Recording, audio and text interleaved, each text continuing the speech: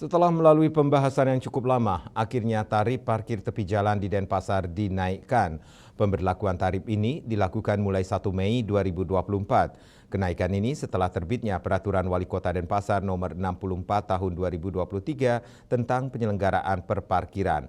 Kemudian penerapannya dilakukan melalui Surat Edaran Nomor 100.3.3/478 tahun 2024 tentang penyelenggaraan perparkiran di Kota Denpasar.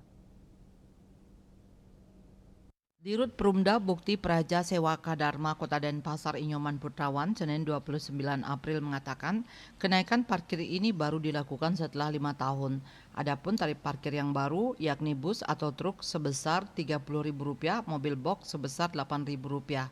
Kemudian kendaraan roda 4 sebesar Rp3.000 dari Rp2.000 dan sepeda motor sebesar Rp2.000 dari Rp1.000. Terkait kenaikan parkir ini, pihaknya juga akan melakukan kunjungan ke setiap tempat parkir baik secara formal maupun informal.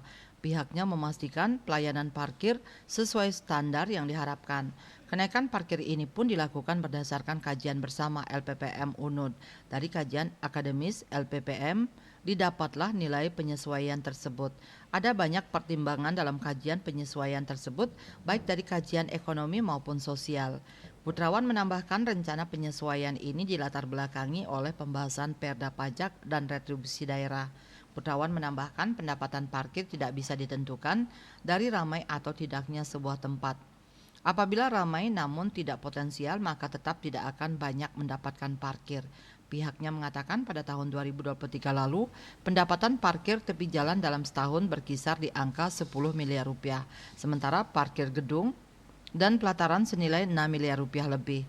Jumlah petugas parkir tepi jalan di Denpasar sebanyak 437 orang dengan titik parkir sebanyak 450 titik. Asmara Putra, Bali Pos melaporkan.